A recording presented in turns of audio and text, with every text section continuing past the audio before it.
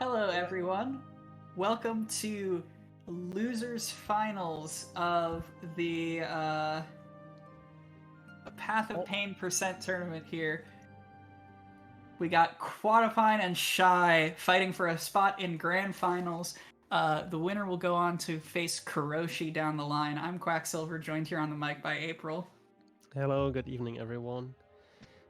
Yeah, I'm already very excited. It's like really nice seeing both of them up against each other. I know that Shy has a 103 PB, which is still from their race against Distop a few months ago. Um, but that like isn't something that like should make you less reassured because Shy is still world record holder in Path of Pain itself and also a very capable runner. And Quado has a 59.42, I think. So Yeah, very close at like 4 minutes difference. Um, which with a category this unoptimized is like still fairly close. And I do think since it's so close to true ending, um, like there are going to be a few tight spots like bosses where the turns can tight. So yeah, look forward to that. Also, it looks like the runners are off now. it looks like we got a bit of a false start with a Godseeker Oh mode yeah. ending. Oh yeah, I think Shy may have been running a bit too much through ending all glitches lately. So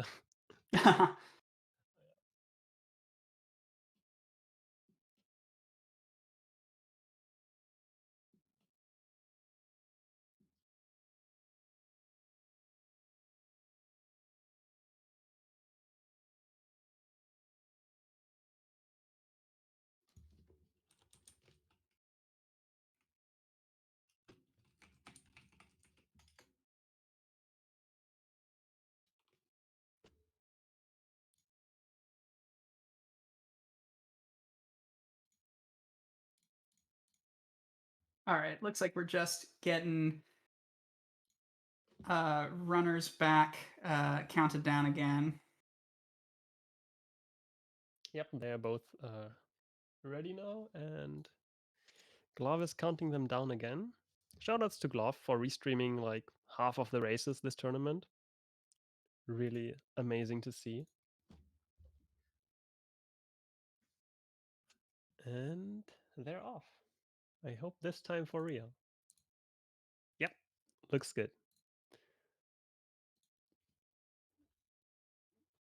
All right, so Path of Pain percent, like you were saying, April, bears a superficial resemblance to True Ending in that obviously the end goal is to muscle your way into White Palace. However, a lot of the essence routing that we're going to be seeing here is notably different. Namely, we're going to be doing an early Soul Sanctum and Soul Tyrant features heavily in the mid game of this category.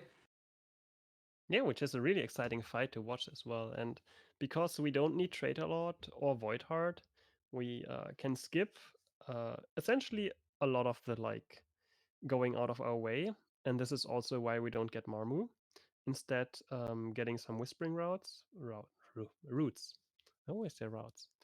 Um, yeah, so we can like make back the difference of not getting Marmu here. Soul Tyrant is 300 essence, and I believe Marmu is 150. So,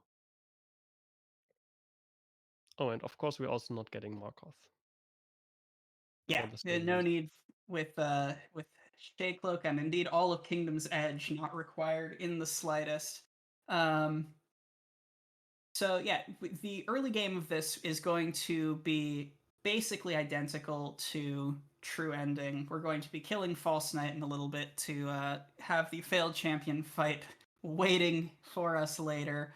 And Chai getting a Um, 57 King's Pass. That's really good actually on current patch. I didn't see Quados. Sorry for interrupting you. I just no, felt not at all. that was good It's enough to like shout it out.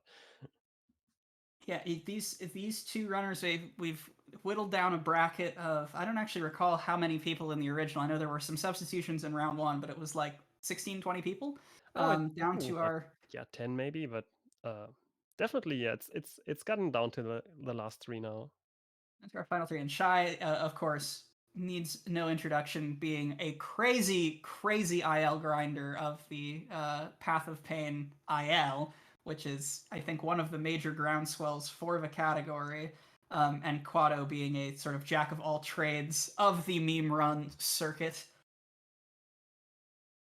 Yeah. And Schy getting the double spike kill here, and Quado getting as well. Very, very nicely in sync right now, actually leaving the room at the same second on the timer. Spike having to back up here in Gom room, Quado also getting hit, but neither should really matter because this is Crossroads early game, so most of it is pretty forgivable. Forgiving, I mean. Yeah, it's one of the more curious things about not just this category, but Hollow Knight early game in general, is there's a lot of very small like RNG stuff right in the first two splits. Like the early game with Vengefly position and inventory drops on current patch and False Knight choosing to jump in one direction or another. It centers you in a mindset of like, yeah, sometimes the game's just gonna throw things at me and I'm gonna have to react to them. Yeah, exactly. And all the more, it's nice that in this category, there's so much variance in the late game that you don't have to worry too much about like having a bad early game. Like I know in all skills this can really like get your mindset into, oh no, I'm going to be behind for the rest of the race if you mess up in some of the early parts. But here it's like, my opponent only needs to die like to Soul Tyrant or Lost Skin once, and then we're Gucci. Yeah, and there is always, of course, Path of Pain, the great equalizer. Oh yeah. I don't know what your general comfort level with White Palace is, but these runners absolutely make it look easy in a way that it should not be. Yeah, that's very fair, very fair. Actually, White Palace is one of the parts of this run that I enjoy more because I'm also a Path of Pain IL runner, but that's actually how I got into the community. But I can absolutely see like how White Palace can sometimes be even more difficult than Path of Pain for some people, and especially in this run where you don't have like the benefit of restoring your soul if you do mess up, which can easily happen with nerfs and all that. Yeah, so we've got a nice RTA sync, although it looks like Quado is a couple seconds ahead there on the False Knight kill. Both very clean. It looked like both of them had a mix of multiple damage tank phases and one damage tank phases. Obviously, one damage tank being the ideal if you can work in 9 quick nail hits on False Knight while he's throwing a temper tantrum. But no real mistakes. We're both gonna enter Ancestral Mound with pretty clean times. Around 4:30 on the clock is a benchmark of what you're looking for.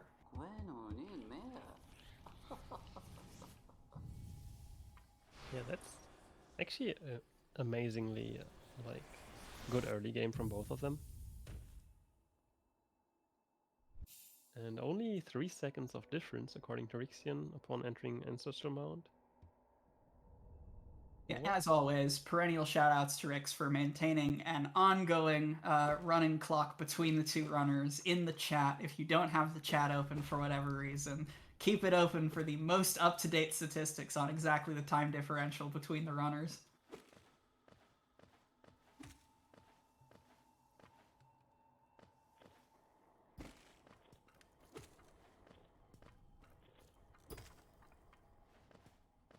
Both going through Ancestral Mount very cleanly, getting the pogo on the Vengefly first try and also getting the double plank.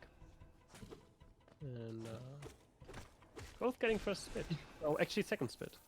I was about to say that's a nice bit of sync in the luck there. It looks like both are also opting to skip Soul Catcher. It's a bit of a unfortunate thing here, as with most categories that do the true ending shade skip.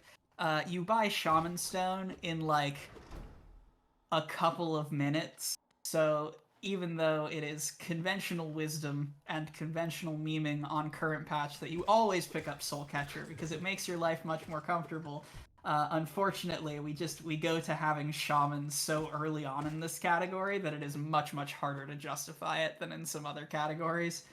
Yeah, Because if you're tuning into your first Hollow Knight stream here, Shaman Stone good. Yeah, Shaman Stone definitely good. I just started running 107 and I always forget to pick up Soul Catcher. That's like my biggest problem. Yeah, if it's required, that is of course a whole other affair altogether. Mr. Squirrel, thank you for the raid. So, now entering Green Path. Quado is a bit ahead. Again, shouldn't make much of a difference. Hoping to see some nice Hornet fights though. Yeah, I don't. Sorry, go ahead. Oh, I was just wanting to remark on like, it's really incredible how quickly Schy improved to being like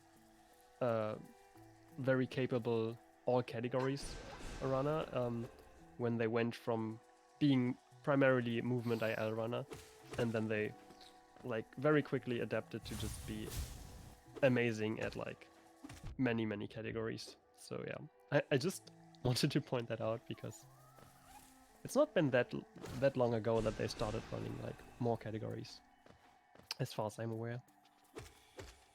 You can see some of the movement IL runner sort of ticks from Schy there. They went for ascetic slash on the way to the first fireball skip and trying to go for the one fireball skip here.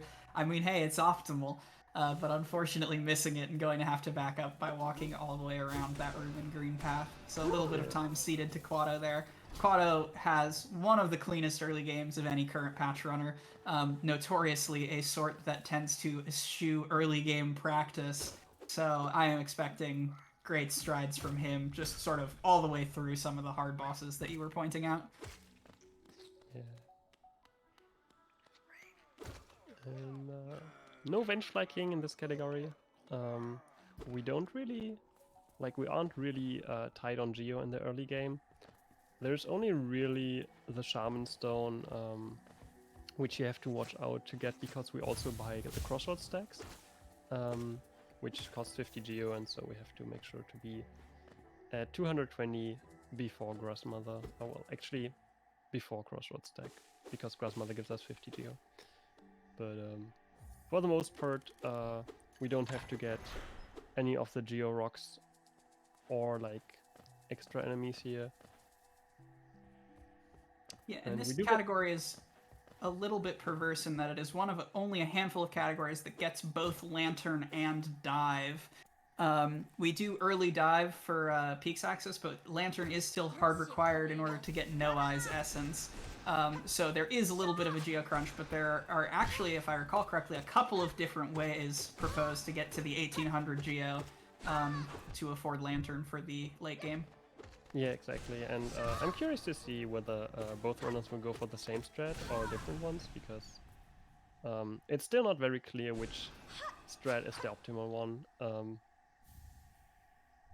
I know that Schy forgot in their last race to actually go for the strat that they had been planning on, which was to pick up the journal in Mantis Village and thus skip False Night. False Night. I mean, Gorgeous Husk. I'm sorry, I'm a bit tired today.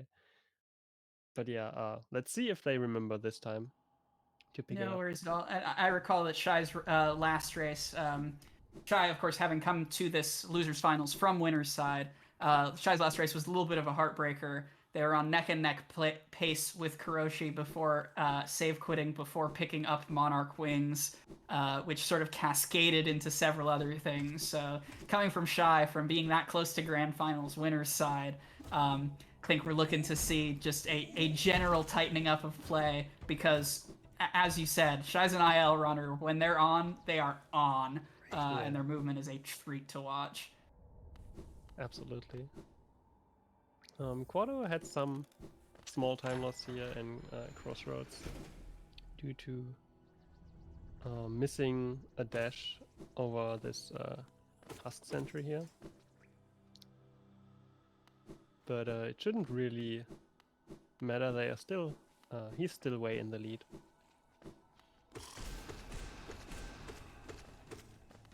Yeah, still got a decent chunk of time coming into Gorgeous Husk.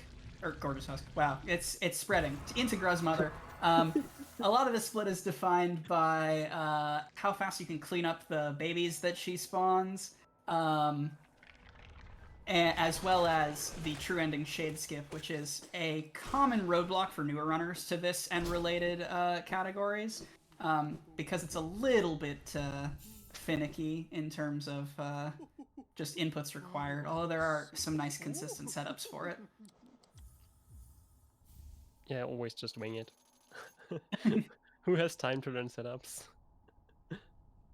Schy missing the first fireball, being a bit too early, but does improvise very well and still gets a fairly good cleanup. Quato in the meantime dying here. Oh, that looks hurtful. I'm sure that wasn't intentional.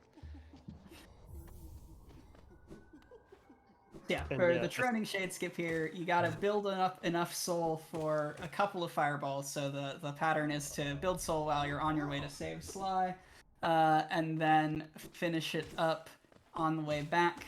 Yeah, this is a very clean conventional setup from Quado. There are some like more shenanigans based setups that I've seen where you go with less soul and just do like more parry shenanigans, but this is the standard, all reliable.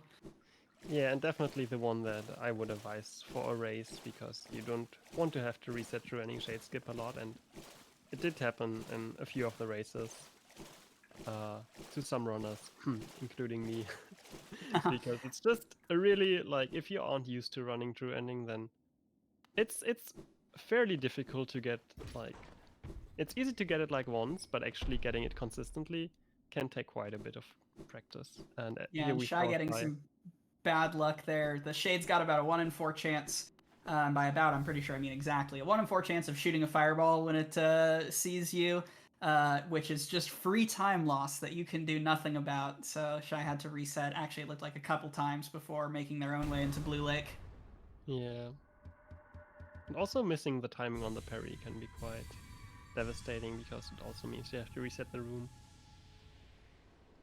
Fortunately, Salubra's Hut is right there as a quick and easy shade reset, but it can be a little infuriating, because that's a pretty major, relatively speaking, time loss through no fault of your own. Yeah, we all just laugh how RNG can, like, completely affect the outcome of runs in this game. But on the other hand, a major time loss through some minor fault of one's own. Quado taking an unfortunate tumble in Dreamplats there. I will say, it's much harder to do this movement without Claw. I'll say Yeah. like 1 out of every 3 times I go through this, I forget that I don't have Claw and just drop off the map. But that is like 7 or 8 seconds of free catch-up time for Schy. Yeah, exactly, and especially because Quado insisted on doing fairly tight underplat, despite not having claw. So Schy here seems to also do the underplat. I was about to say Schy taking a slightly more safe and conventional route, but then also doing the underplat. I don't even think it really saves time. I feel like they're just doing it for the swag points. I mean, swag is an important part of the That race is here. the most important part of races, so we do appreciate that. And as we all know, like, you need to have at least one underplat in every race, otherwise you'll have bad luck. So And it looked like Quado got a good sear skip there, which is often a myth, especially on the current patch of the game. Looks like Schy nails it as well. Yeah, that's impressive. Both getting the full sear skip, that's really nice to see. And now it is time for, speaking of run-costing RNG, it is time for every true ending and adjacent runner's favorite part of the run, our dear pancake-loving friend Elder Who. Oh yeah, who doesn't love Elder Who? Look, sometimes you just gotta sit down for breakfast, and he'll make sure you do. Right, yeah. Elder Who, the best boss in the game. And 250 HP.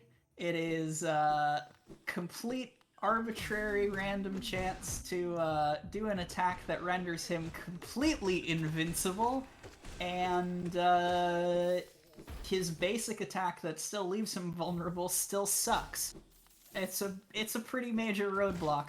Not necessarily to finishing a true ending run or a Path of Pain % run, because there are other bosses that will kill you dead much more reliably, but it is certainly a roadblock to going fast. Although it looks like both runners here actually stopping by to grab this Charm Notch.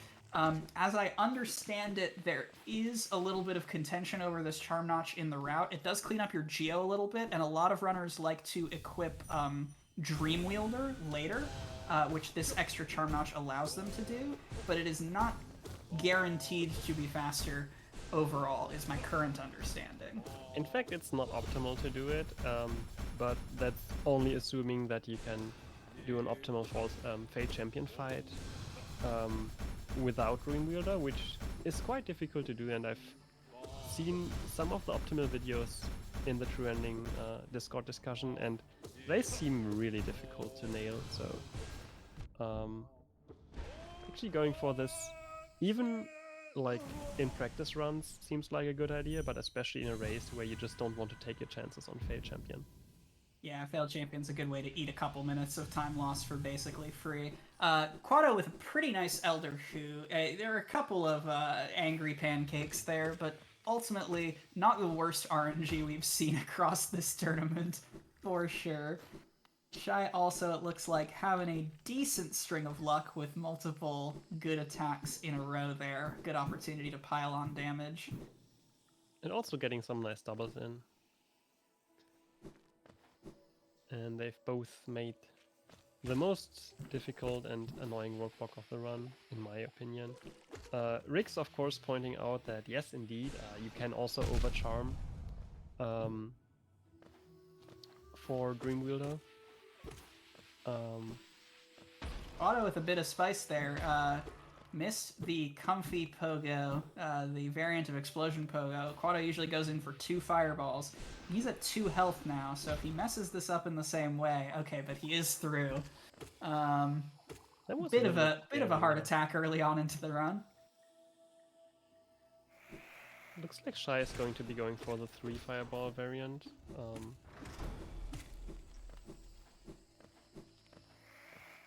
And does get it clutch, but gets it first try. Nice.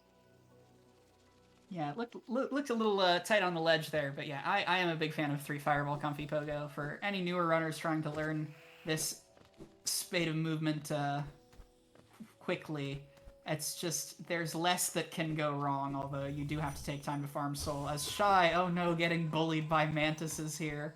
You hate to see it. Does take the time to heal, which is understandable.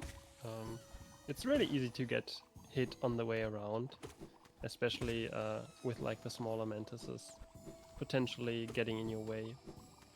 But they do kill them first, which makes sense, and also together so. Here we are grabbing the first Whispering Root. Quato's already done with it. We will later grab part of the one in Deep Nest and also the one in Queen's Gardens. And I believe there's one more, potentially, I'm not sure. So I think that we want to get like a total of 50 extra essence. Let me see, it's Mantis Village, Resting Grounds, QG, and Deep Nest. Oh, then it should be more like 100. 100, yeah, to get us up to enough that we can cut Marmu and Markoth from the route without having to like farm birds or anything terrible for the 1800 essence required. And yeah, both runners looking a little bit less than healthy going into the City of Tears here. Optimally, you are supposed to carry your health from Elder Who all the way into Soul Sanctum, and I guess beyond. Although there are some, at least, opportunities to heal. Fortunately, there is this safety bench that we see Quato taking by Quirrell that doesn't lose much time at all, that in a race setting is very commonly grabbed, unless you're walking into City with full health. Yeah, also because we are on current patch, and so Sanctum is actually kind of a problem, potentially. And dying in Sanctum, when you didn't grab the bench, will just lose you more time. We do have a hard save right at the city gate, but it's just a bit faster to go from the bench. Yeah, anything that can stem the tilt when you die in Sanctum in a marathon is a good thing. And here we see the journal being sold by Quado. I believe Schy did pick it up this time. I didn't pay attention, but yeah, this is part of the geo route that skips Gorgeous Husk. I wanted to say Nosk, but remember to say Gorgeous Husk this time. Today of all days, every enemy is Gorgeous Husk. They've earned it. Everyone gets to be rich today. I'm just waiting for the every enemy is Nosk run. Oh no. It looks like Schy also did not pick up the Mantis Village journal, only selling a seal to Lem there. So it looks like we are going to see two slightly different geo routes here from the runners. It should all even out by the end, obviously, because you got two major purchases. Elegant Key in order to get Shade Soul coming up soon, and then a Lantern as well from Sly for the No Eyes fight. I'm still wondering, like, if there isn't a way to, like, optimize out getting Lantern, because you only need it for No Eyes, and... I mean, the problem is No Eyes gives 200 Essence, which is quite a lot. That's the second most any Dream Warrior gift. I think tied with Galeon, and only beaten by Markoth with 250. But obviously Markoth would be a huge time loss, because we'd have to do Hornet 2, and then Abyss. But at the same time, like, it just feels so unsatisfying to get both Lantern and Dive, don't you think? Yeah, there are only a small handful of runs that get both, and usually it is ones that are forced for whatever reason to like have to fight No Eyes and also need Dive for something. So, especially for as short of a category as this is, you know, coming in under an hour optimally, it is a little bit infuriating. But the problem is, like, Markoth is an obvious no-go, and Marmu is just so ugly to make it all the way too. Yeah, because of rocks, and also Marmu herself has just... It's a very big RNG fest. Which is not to say, of course, that No Eyes is not a big RNG fest. Yeah, that's true. I'm getting a little like bullied here.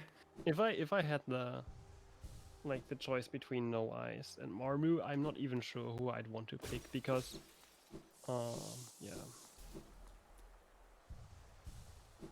Schy also getting bullied and on considerably lower health here. Yeah, okay, gonna hide below and heal. Great, don't die in Hell Room, please. Yeah, actually, I'm surprised they are trying to go around right side. It's a bit easier to, yeah. No, they're going left. Alright, and both runners remembering to open up the shortcut for later. We're coming back for Soul Tyrant, and if you don't have that shortcut open, it does massive mental damage. It's at that point it's more like the mental thing than actually getting through Hellroom, because then you later have Shade Soul and you can just Shade Soul the Soul Twisters, but it still doesn't feel great to notice that too late. Kodo just got done with the phase of Soul Master, and looks like Schy is having a decent fight so far. And also looks like Schy made back 10 seconds according to Rixian. The difference is now 43 seconds upon entering Soul Synchron. Or, I'm not sure if it's entering. Yeah, I think it's entering. And you see there a good example from Schy's screen of what you want in the Soul Master fight, and obviously the Soul Tyrant fight as well. You generally want as many double hits with Fireball in every circumstance of the game, but especially if you can get either Soul Master's walking attack, where you can double him from behind, or get him to teleport from a first Fireball impact into a second. That's how you optimize your damage. So you see a lot of runners trying to basically aim themselves towards the center of the arena and shoot fireballs, hoping that Soul Master will amble into them one way or another. Yep, and Schy finishing. Oh, that looked like it was mostly a fairly clean fight, with some bad luck at some points, but nothing major. And Quado just exiting Sanctum. Yeah, we also we exit Sanctum through the Shade Soul shortcut, and then go to city storerooms.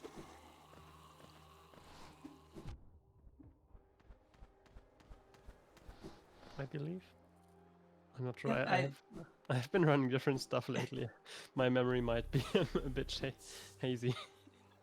Next up on our hit list is Crystal Heart, both required for... Actually, is it required for sections of White Palace that we actually do? It's required for Path of Pain. It's a casual Quatopine, yeah. And also just an excellent tool for going fast. As well as stopping by in peaks, we need Shopkeeper's Key in order to get Elegant Key, in order to get Shade Soul, in order to not die to every late game boss. I mean, we could alternatively just get D-Dark, but D-Dark is not a very great tool to fight Soul Tyrant with. So, and also it's not optimal to get since we do get Shade Soul here, so like, even though D-Dark with Shaman Stone does a little bit more damage than a double Shade Soul, which you want to optimally get against most of the bosses we fight here, it's just not, like, it's quite out of the way, and there's also the thing that we do get like 200 geo back from getting Shade Soul. It still costs us 800 geo to get it, but yeah. I guess it's whatever you want to choose, but fighting Soul Tyrant with only Descending Dark is probably not very fun.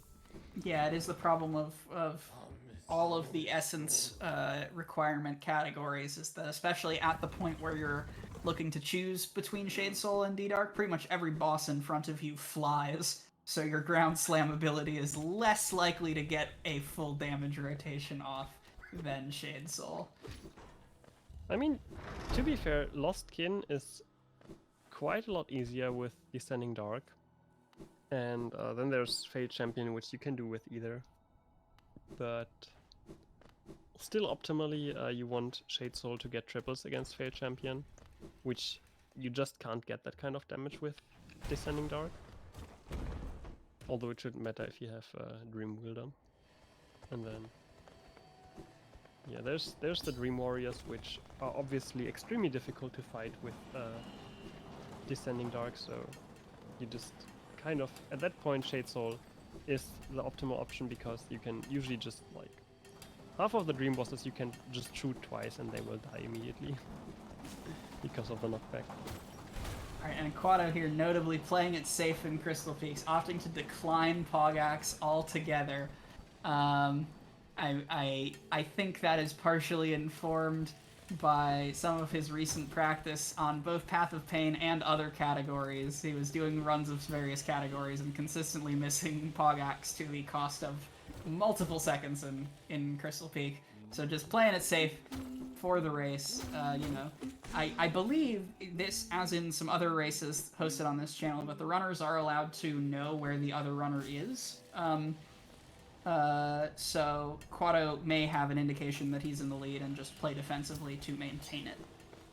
Yeah, which is a perfectly safe strategy to do.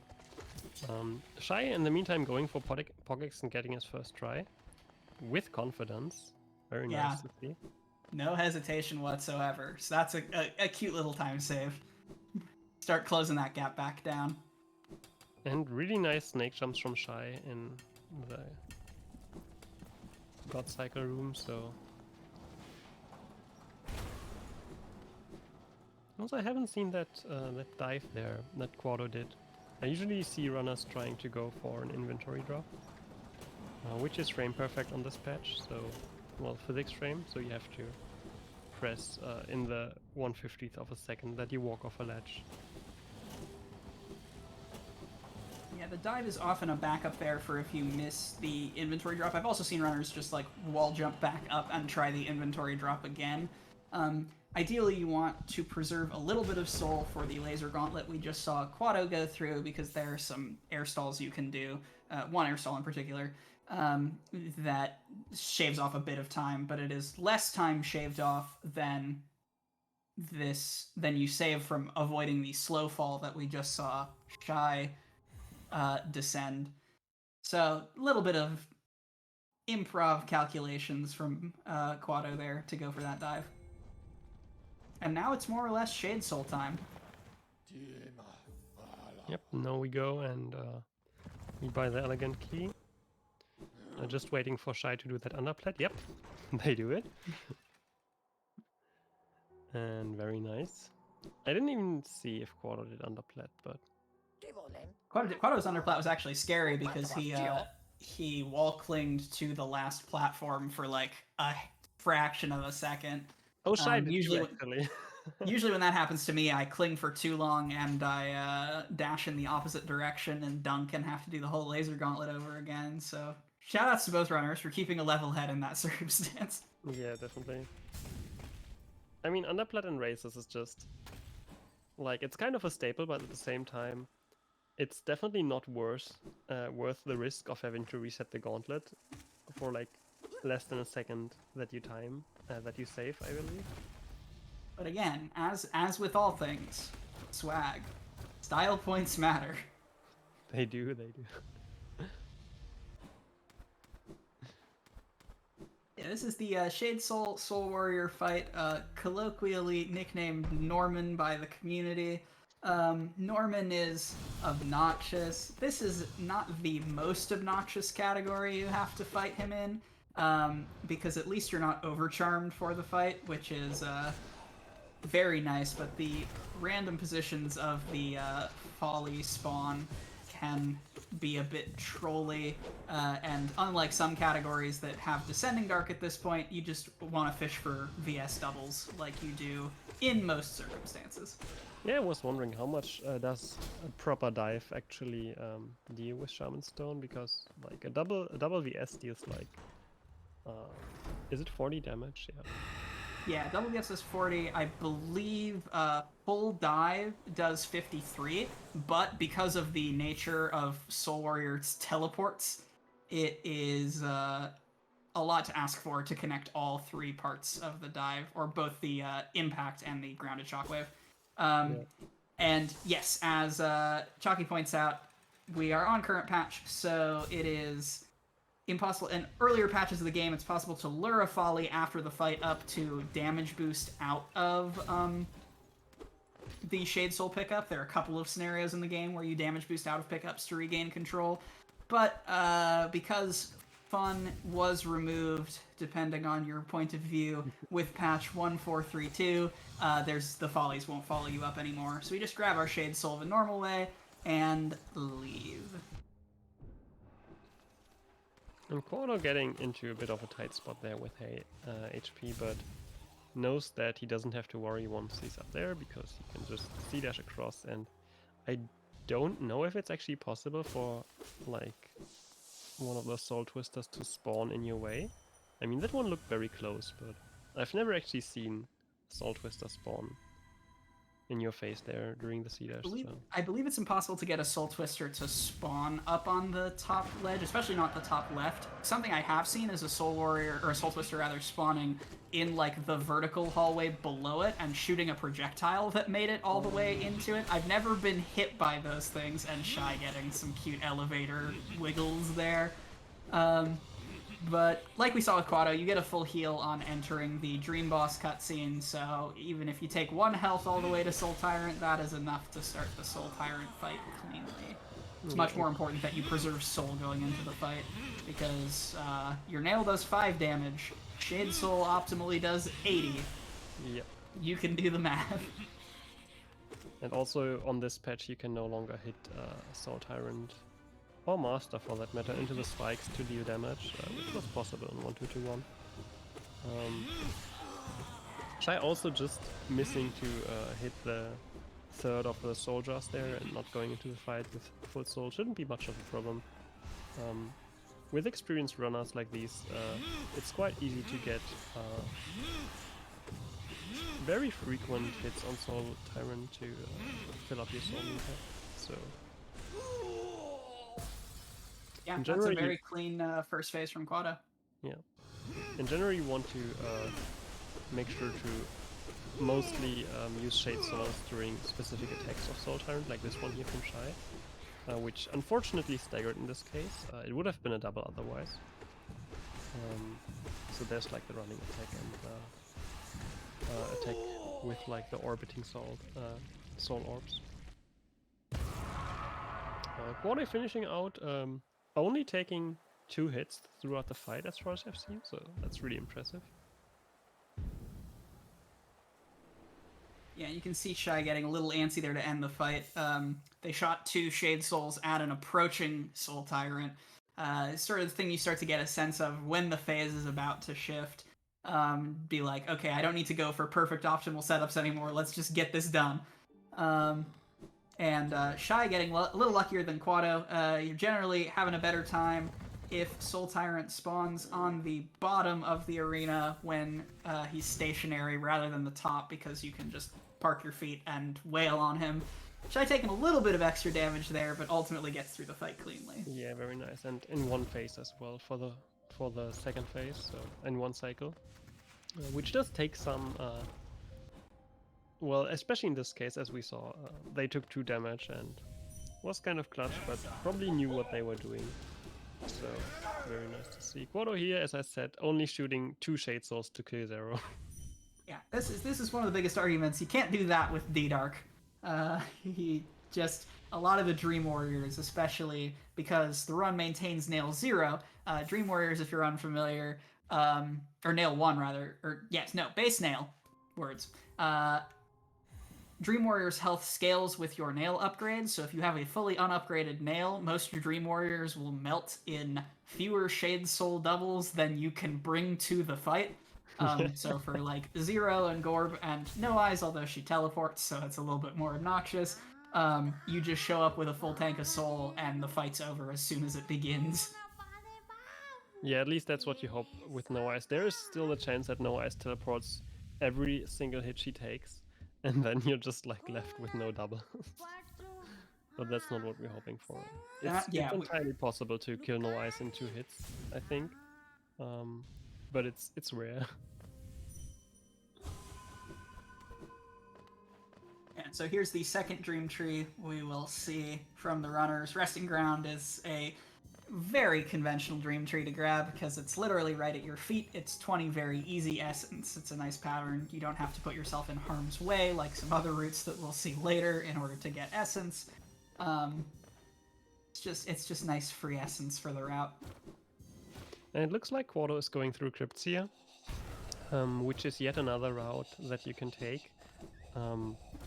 There is an alternative route that you can do if you got the journal, like Quado did. But he also opted to go through Crypts here, and Schy instead doing the Dream Tree early and then fighting Zero and then heading through the elevator from the Blue Lake area. So there's 3 different variations on the I can't speak today. Variations on the route that you can take. So yeah. Yeah, and Quatopine percent is relatively early into its development. It had a lot of focused attention, especially from the Path of Pain IL runners that crossed over into this full game category, like Schy as their champion. But it does not have the routing legacy of some other categories that predate it. So there are still optimizations, both big and small, being found and implemented for this route, in addition to just like, you know, the usual practice and shaving off time in White Palace and Path of Pain. Yeah. Which we have seen deaths in. So we are really hoping here in Losers Finals it does not quite come down to that, but yeah, it's certainly not out of the question, especially the end of Path of Pain. You get a little bit overconfident, and those King's Molds just murk you. yeah. And it's definitely like it's more than 2 minutes of time loss easily. Because you can skip the second room if you have to go back, but I mean the more difficult parts are anyway the first and the last room, so yeah, not having to do the second one is just a little bit of time save. Yeah, which you don't want to be runners. For practice runners, Path of Pain mostly comes down to 2 rooms with a brief cutscene in between them. The majority of the dunks and missteps happen either at the end of the first room or basically anywhere in the last room. Last room in particular represents a crazy step up in terms of platforming difficulty, obviously coupled with the brutal King's Mold fight from the entire rest of Path of Pain.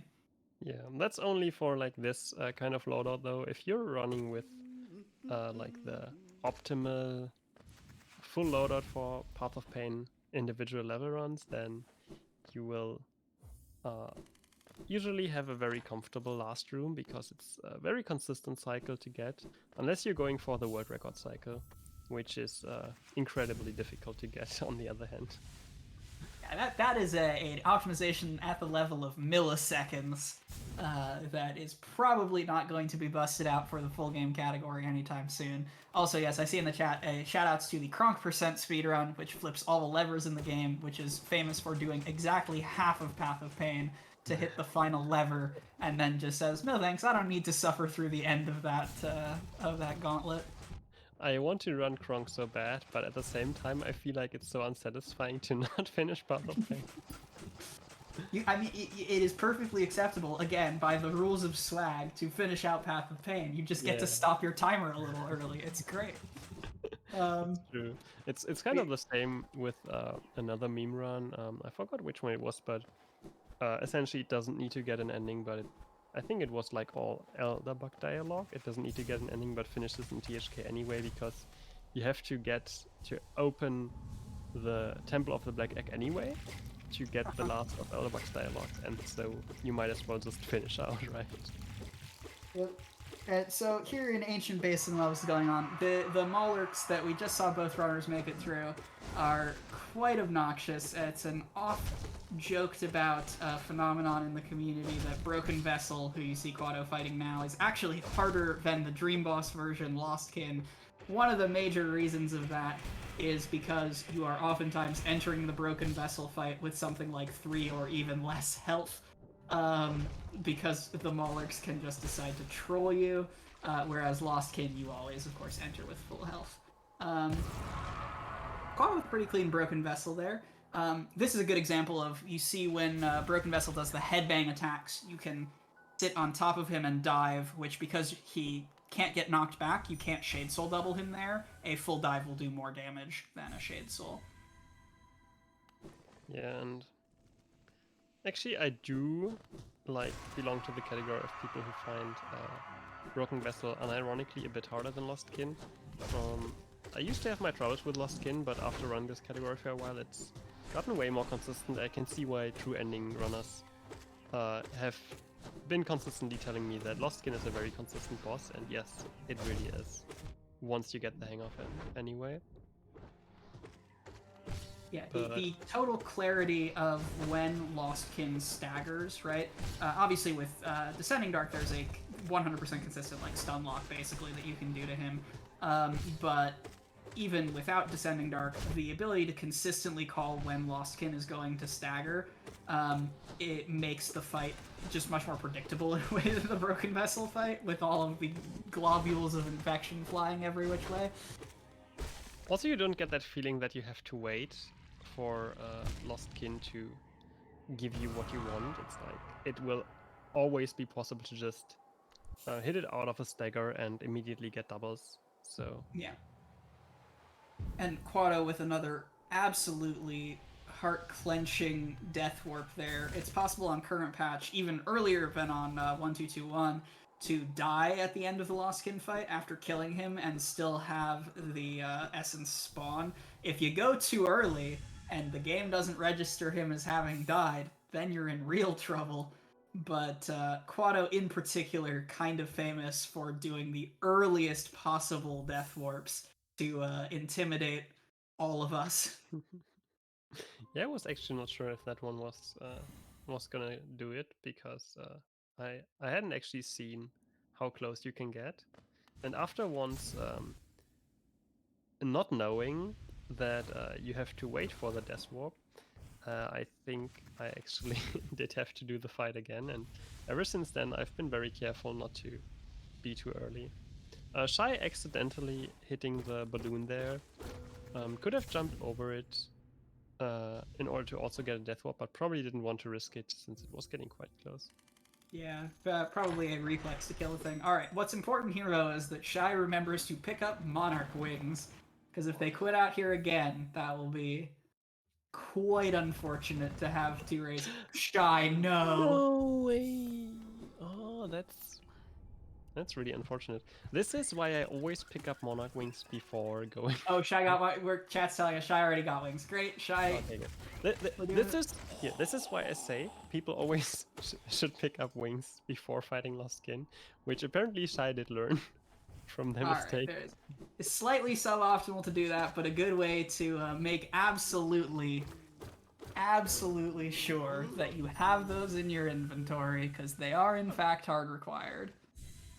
This is also, yeah, no, I'm a big believer in splitting on Broken Vessel and then Monarch Wings, so that you have some sort of reminder without having to sacrifice speed.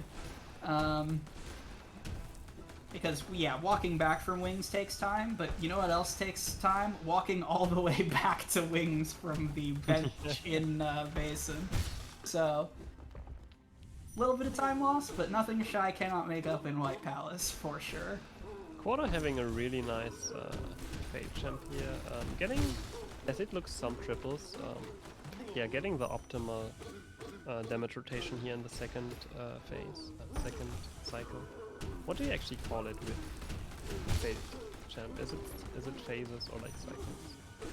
I usually just call it tantrums, because that's all he ever lives to see. True. And yeah, here is a much more consistent, less heart-pounding Death Warp. You just Shade Soul Failed Champ, and then go dive off the cliff. Quato goes for the inventory drop there. I'm not sure I've ever seen anyone get that like consistently first try on current patch, but again, swag points. Is it actually faster to do an inventory drop there? I believe 1221 does it, so it must be. But just the like turnaround into instant inventory drop is not something I have seen current patch lab out. But like, isn't it like, couldn't it just be that 1221 does it because of muscle memory and them always doing inventory drops when they fall somewhere? It's like, that is also fair. That is one of the more recent developments in 1221 routing, is thanks to the advent of current patch categories and current patch labs with timers, a number of like habitual inventory drops were replaced across various 1221 routes with pre-jumping or just other movement in general. Which is like, you know, it's cool to see different patches learning strats from one another where the game tech will actually allow it to happen. Schy getting some bad luck here in first phase and only got one double hit so far as I saw. And also got one or two jump backs from Fade Champ, but makes it through the first phase, which is definitely the hardest. Past this, Yeah. it's mostly just getting your Shade Soul triples right. I think that was 2 triples or maybe 1. And the first one definitely didn't hit 3 times, but still very easy to recover. This is the reason why we have Dream Wielder, in order to make this fight just a bit more forgiving in case we do not get all 3 triples. Yeah, Dream Wielder takes the variance of a fight that gets away from you and cuts it down dramatically, because there are plenty of opportunities to just get soul back that you don't otherwise have in the event you don't get 3 clean triples in the tantrum. And that was Gorb. Yeah, I was gonna say, hi Gorb, bye Gorb. Not really worth remarking on, he just absolutely melts. This is really one of the things I like most about like any category that gets like essence, is just seeing Gorb melt is very satisfying. It is a rare occurrence where you get to Gorb and you have to actually fight Gorb. I can only think of a tiny handful of categories that fight Gorb with less than just instantly blowing him up with Shade Soul. So yeah, this is the sort of final essence push of the run from Green Path Stag. We're gonna go kill No Eyes, leave No Eyes on our feet instead of quitting or dream gating out like most other categories do, if not all, and continue into Queen's Gardens, stop by a Whispering Root there, and then continue the circle all the way around into Deep Nest, where Galeon should take us to 1800.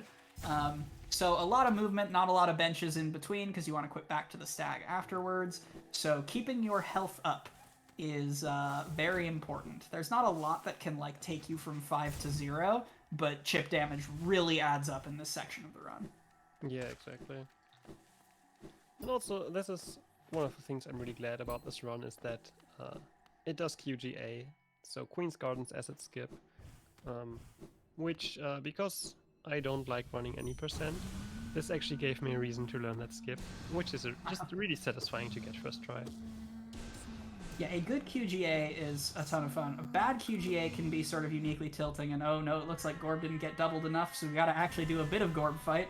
Meanwhile, Quado getting pretty good no eyes luck there. Wow, I didn't even see the fight. That's yeah, no, Quado having remarkably clean Dream Warriors just all the way across the board. Yeah. And so Quado gonna head over to QGA. It's worth noting there is an alternate route for Path of Pain percent that does not enter Queen's Gardens at all. That gets different Whispering Root essence and just like cuts out all of QG. It's a terrible route, and I don't recommend it. The only person who's run it to date is one horrible runner by the name of Quacksilver Plays. But if you're looking to get, can you send me the root notes maybe after the after the race is over, because I'm interested in running very dumb variations of the categories that already have a more or less optimized route. Yeah, no, it's great. I will say it's less dumb than I thought, especially if you're bad at QGA like yours truly. Although Quado, no sweat. It features such highlights as doing the broken elevator route. That's cool. And instead of buying Hidden Station Stag, putting a Dreamgate in Basin on your way to Lostkin and Dreamgating back after Wokenail. It's stupid, but I got a 103 with it, so it's not that stupid. I like that, and that's already like almost half an hour better than my Path of Pain PB with the current like assumed to be optimal routes. That's what I love about like generally meme categories. While we see Quado not doing a great job of carrying health around. It is the reason you don't do Deepness route to get Galleon is because we also need the Whispering route in Queen's Gardens to make the essence work. Because we need just a little bit more, so you get QG and Deepness routes to get yourself up to the next multiple of 100 in order to cut Marmu, basically, because Marmu sucks. But yeah, that is generally what I love about meme categories, especially full game meme categories that are a little bit longer than your Elder Bugs and your Milas. Is it just that there is so much room for creativity in both the micro routing and the macro routing, because the game gives you so much content, and there are so many different ways to approach it that I think is one of the coolest parts about Hollow Knight in general. And also one of the coolest routes one of the coolest parts about actually routing meme categories, which I feel like is just fun in general, because like routing main categories is only really fun when you're like early there to do it, because after a short while they get very optimized and there'll only be like small discoveries made usually. And in meme categories, you just have to come up with a new meme and then you can start routing something new, which is cool. And even in existing ones, like there are still several categories that like you can the route could be absolutely revolutionized overnight, and I wouldn't be surprised. Like that, there's just too many ways to move through this game, and like even something like any percent, which is optimized to the skin of its teeth right now. Like Hollow Knight's only been around for a couple years. We do not have Super Mario 64 levels of crazy time investment on this, just because we haven't had enough time to play the game. Yeah, exactly. Like in Dark Souls, which came out 10 years ago, there's still being like major discoveries made, like almost every other month. So it's like really impressive to see how far speed gaming communities can take this. And I'm curious to see how far Hollow Knight will come. I wanted to say Schy, it's already a bit later, but I got terrible teleporting RNG on no eyes. So hopefully can make up for this with a good QG, which looks like they don't have the same health issues here in that section of the run. So Yeah, less time necessary to heal. Quado, meanwhile, going through Deep Nest route.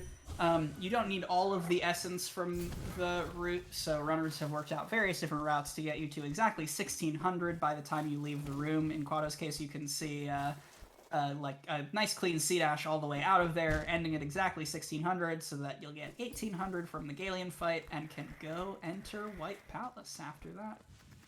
Yeah, which is arguably the most exciting part of the run in terms of what us IL, or at least movement IL runners, like to do. Movement IL because we're just now held a vote in the Discord server about whether we should split the individual level channel into movement and combat, and got an overwhelming 21-0 vote to do it. Right, and there's Hi Galleon, Bye Galleon. Yeah, Galeon's nice in this category. Yeah, there are a number of categories, as opposed to some other Dream bosses like Gorb, which you almost always blow up. Galeon, some things fight him with VS, and that is a much more protracted fight and can get out of hand much more quickly and much more often. But yeah, now it's on Quado's screen, it's Woke Nail time, and then it is White Palace time. Schy, decent clip behind at this point. Nobody doing Galleon pogos. Yeah, there's some crazy optimal strats where you pogo a la some of the tasses that we've seen to just stay at Galleon's vertical position and pump him full of Shade Souls. But that is a level of labbing that may not yet have happened for this run in particular. And I don't believe either Schy or Quado is a TE runner on the side. I know Quado at least has before, but certainly doesn't make a habit of running it. Yeah, I don't think that Schy has really run TE. If anything, then only very recently started. Has at some point run a little bit of all skills, I believe. Got sub-hour very quickly, but I believe then lost interest. And I went back to getting more Path of Pain world records. Only just recently, I think this is kind of relevant to the category, Schy brought the Path of Pain community sum of Path down to 2 minutes 2 seconds. And some milliseconds, but obviously... And for current context, the world record right now is a very low 205. Yeah, it's a 205. I believe it's like a 205.58, something like that. So yeah, it's impressive because it's actually tied world record between Schy and VLS, which the milliseconds that were added to the boards were added specifically so that people couldn't get like tied world records in very short categories, and then they got the tied world record there. All right, so Quado here in White Palace. The most of White Palace here is just basic movement stuff. A lot of cycle-based saw blades to deal with. Quado getting bullied a little bit by this first King's Mold. Bodes poorly for potentially the end of Path of Pain there. It is possible to go around that first fight by pogoing on some clouds. I don't actually know if it is worth when you have Dive and Shade Soul. I know Vanilla True Ending, which just has Shade Soul, opts to skip it. I can't imagine Dive shaves that much time. But at any rate, gonna see the fight here. And we're up one level of White Palace on Quado's side. Meanwhile, Schy is about to start White Palace. So a decent clip of time. Looks like about 3 minutes between them at this point. So it's Quado's race to lose, or at least Quado's race to get bullied a little bit in Path of Pain. Yeah.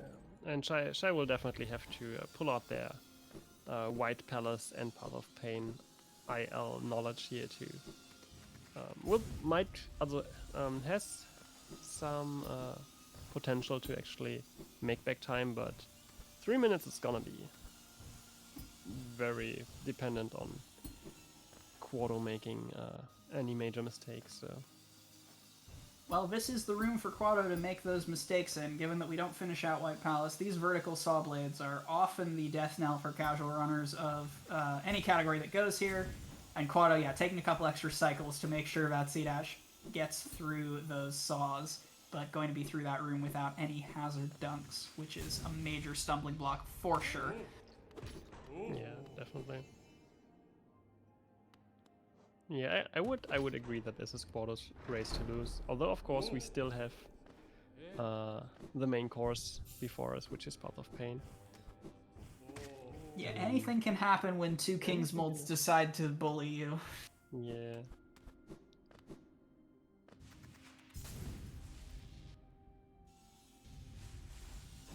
And for Schy, who has the world record in the Holy Trinity, which is White Palace, 1006, and Path of Pain. This is obviously very familiar territory, although, as said before, this charm loadout is very much not optimal for this area, and the IL world records obviously are using Sharp Shadow and Long Nail Mark of Pride and some other stuff to make this. You have like a full loadout and more than 4 charm notches. Quado with a bit of an unfortunate dunk on the skip there. We skipped the biggest room in Center White Palace there. 1 dunk, but then he's through. And what is Quado's time right now? I believe he's on PB pace, if I'm not mistaken. His gold Path of Pain is something like a 330? 320, which would actually, if he matches his gold, put him at world record pace as well. But I don't remember how good his PB Path of Pain was. I think world record is like a 57, if I remember correctly. So this is... world record, as I recall, is a high 58. So at least what's on SRC. I don't know if Kuroshi's lowered the time. I believe that Kuroshi's PB is actually 57, but I might be mistaken. So yeah, 57 is no longer really possible at this point because Path of Pain takes a lot longer with this. There aren't any like definitive estimates on how long it takes optimally with this loadout, but after Schy said that like something like a 230 is possible, they were very quick to be corrected by people like this too. Also is 4th place on the leaderboard, so definitely also knows his Path of Pain well, and said that it probably a 330 is more realistic. So yeah, 320 does sound like a gold. Yeah. Schy getting walled a little bit by those exact same vertical saw blades. You saw he tried to go for the fast strat, the IL strat there of dashing through instead of C-dashing through the last set of vertical saws, but got bullied and then had to redo the challenge. Quado making good time. Yeah, definitely. Yeah. Looking like a very clean Path of Pain from Quado so far. Definitely his race to lose. Yeah, and certainly a PB. We'll check on world record, but certainly a PB by a healthy margin if he does not take too long in the fabled last room. Yeah. Which again, we have seen deaths to King's Mold. In fact, in one of my races, I only won it because my opponent died to King's Mold, and I am very sorry for that, but I actually went back to the VOD and counted the exact amount of hits, and the King's Mold was literally, I believe it was 6 HP from dying, so that's really unfortunate. Yeah. Alright, Schy with a super clean first room as well, so... yes, alright, so confirming from SRC at least, the world record of Path Pain % right now is 58.42, exactly a minute in front of Quado's PB. So if we get a clean King's Mold fight, we are on pace for the bop. Yeah, a 58.30, well, what was it? 58.42. Oh yeah, that's barely still possible, I think, with a good King's Mold fight.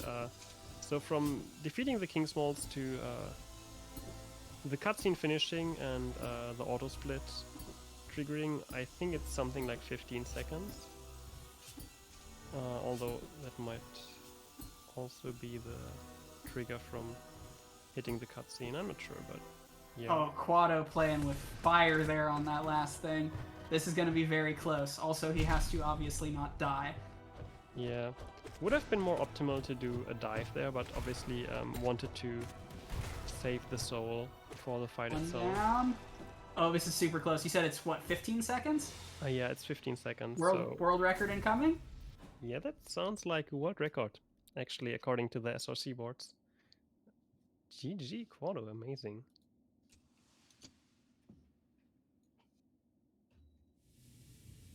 Just barely. Incredible. Wait, no, it's the hug. It's the hug. Wait, no way. Was it a 42 or 43? It was a 42. No way! Oh my god, that's amazing. It's Quatopine with the world record hug. We'll have to check milliseconds. You love to see it. You really do love to see it. Schy, meanwhile, just barely going to be missing out on, I believe, their first sub hour in the category. We were talking before the race, and Schy said their PB was about a 103. So also prepared to have a sizable PB here if they do not get bullied by King's Molds themselves. But yeah, no, a quite impressive race. It looks like most of this time, predictably enough, was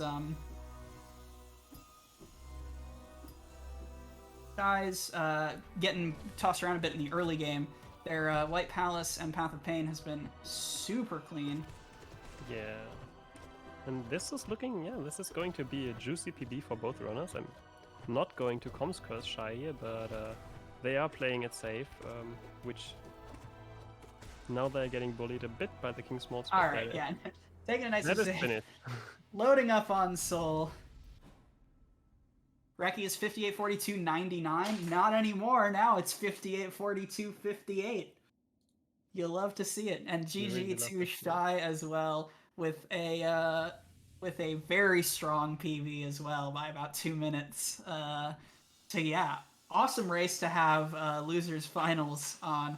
And congrats to Quado, who's going to advance to play Kuroshi in Grands. Who he has now a leaderboard to tie with, which is amazing. Yeah. You love to see, so, you know. Technically, since we do count milliseconds for world record ties, so technically he just beat Kuroshi's world record. And so it's quite amazing to see him going that strong into the winners finals against his opponent already bopping in on the leaderboards and then threatening the position. Yeah, so start your side bets now for Grands, everyone. It's gonna be a treat and a half. Because Quado, coming with a lot of momentum, but Kuroshi has looked pretty unstoppable in a race setting this whole time.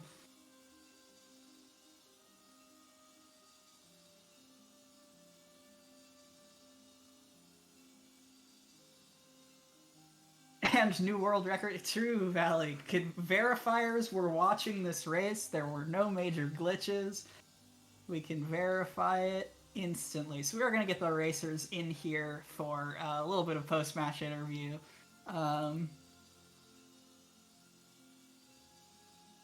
In just a second here. But yeah, this was a strong race to hop in on.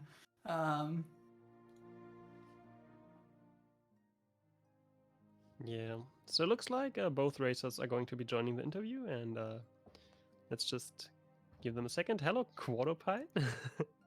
GG on the race. Thank you. 0.4 seconds, baby. So I thought Kuroshi had a 57. I'm not 100% certain on that. But yeah, SRC Reki is a 58-42. Yeah. So this is in fact SRC hug. A 58, 42, 58.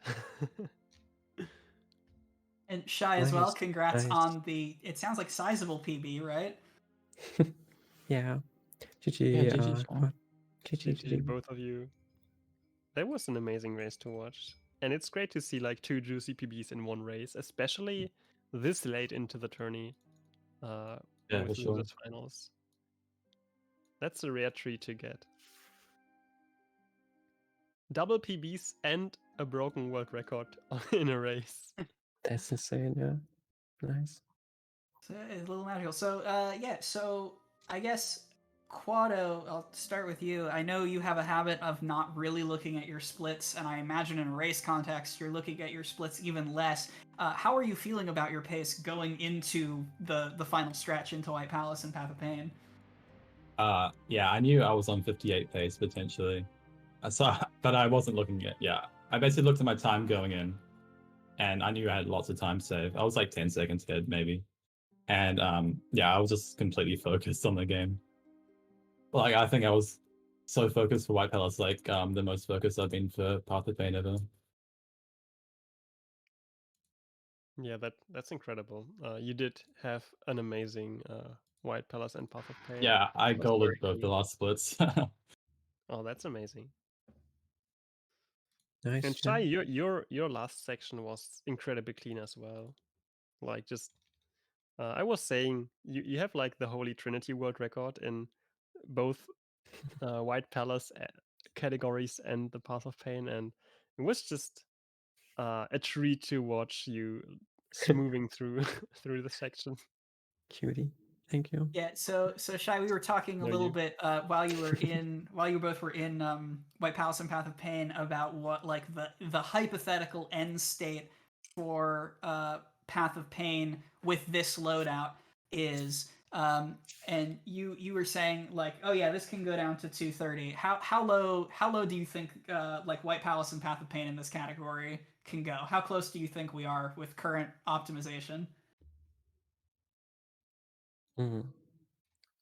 I for myself have no idea, to be honest. I don't even know what Kuroshi's Path of Pain time is right now out of my head. I think it's like, No Stacks has got a sub 3 before. yeah, it's really nice. Yeah, I don't know. Truth that is probably possible, but like that's already so close to being optimized. So yeah, I don't know. Maybe if we can get like separate boards for Path of Pain with this loadout. Yeah, Someone's got to IL the fake IL a little bit, yeah. that would be great. No, I'm serious. That would be amazing because then we would actually be pushing the boundaries there as well. And with Path of Pain, it's just as we said before, the comsop and the road records are like only 3 seconds apart, and it's getting like really difficult to get like any closer. I know Shy, you're grinding still, right? For Mm-hmm. like getting the world record closer to the comsop, which Yeah. I'm looking forward to seeing progress on that. But I do feel like a bit of fresh wind wouldn't hurt on the IL leaderboards. They only see like new Mhm. categories very rarely. I agree. Yeah, and talking about that IL leaderboards for a second, I saw a couple of more IL seeming strats in the White Palace. Some of those dashes through vertical saw blades that wound up biting you a little bit shy. How hard is it for you to swap between Path of Pain IL and Path of Pain %? It is. I mean, with Path of Pain, I got kind of used to it. The only one that really annoys me is the King Mold fight, because like every time I grind Path of Pain, I get so used to the King Mold fight that whenever I come back without any loadouts, I'm just so lost. And like last race, I like died twice to them. I think this time they were like very shaky.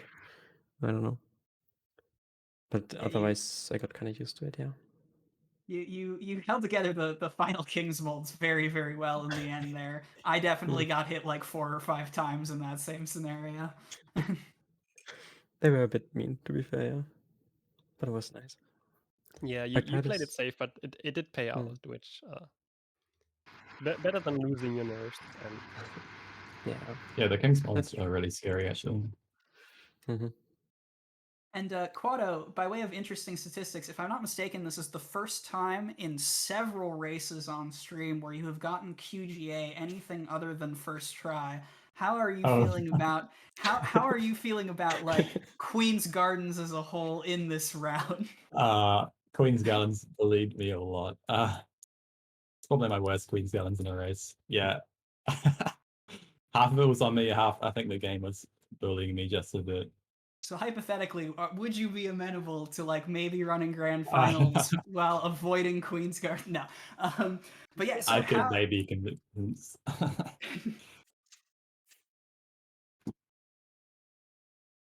It looks like we got more race proposals in the chat as well.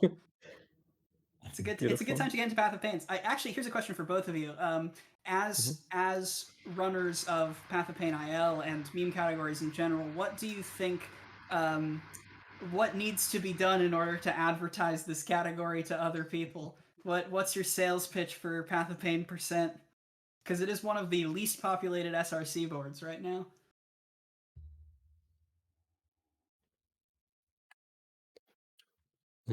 People should run Path of Pain % instead of Kronk % because Path of Pain % just has more Path of Pain, so it's better, I guess. It's like 50% Me and better. Quack hard disagree. I know that much.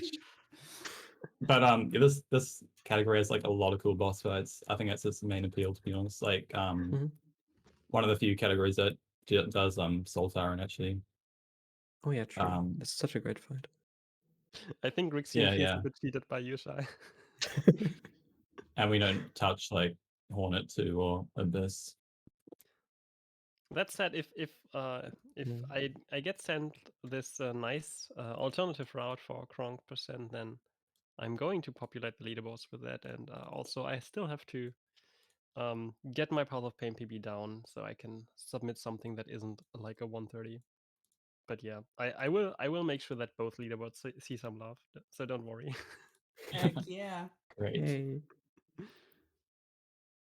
Cool. Anything else from you, April, or from either runner? Thank you for giving us amazing content as always.